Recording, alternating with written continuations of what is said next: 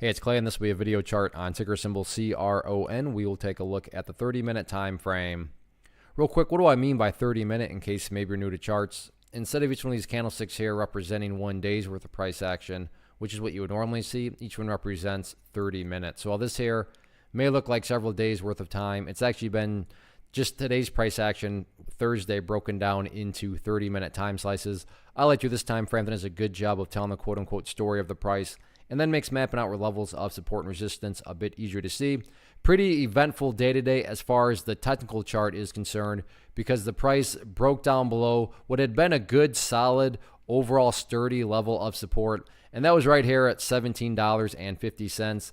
Just to add a little bit more context here and go back to the quick history of things, you can see several occasions the price was down around this general area, and it had done a great job of holding strong, and then during that portion of the day, the price broke below there, and you can see that is essentially what opened up the floodgates, and down the price went. To give some credit where credit's due, at least the bleeding didn't just continue to accelerate. Final portion of the day did get a nice green candle there, so we'll see if that's the start of something bigger or just a dead cat bounce type movement. But like I said, the overall point here is that from a general charting perspective, that was a pretty significant break to the downside, and this is also what leads into the overall level of resistance right now, which is based on a premise in charting that's very foundational, which states when levels of support are broken and closed below, they do tend to act as resistance. So 1750 is now going to be that more so overall area of resistance. A more near-term level, though, so before you even start talking about doing battle with 1750, that initial level is going to be right there around $17.10.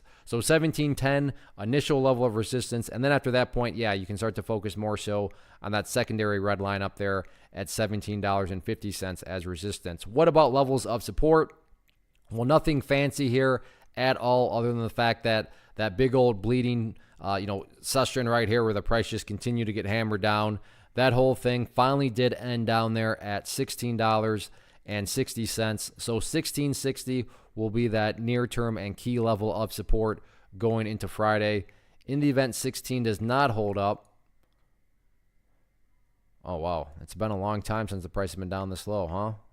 I didn't realize that it had been down. All right, so after, and yes, I'm talking to myself, after that level, if it cannot hold, then the next key overarching level down there right around 1575. So we'll see how this one plays out. But yeah, right now the bears are making a pretty decent sized push.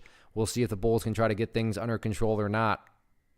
One of the biggest questions I get is, hey Clay, how do you find the stocks that you trade? So what I've done is put together a free resource guide where I talk about the tools that I use to locate stocks that I find interesting and think may have potential. So if that sounds like something that could add value to you as a trader, then click on the image that is up on the screen right now and I will email you the guide. The guide itself is very short and to the point, and best part, it's completely free.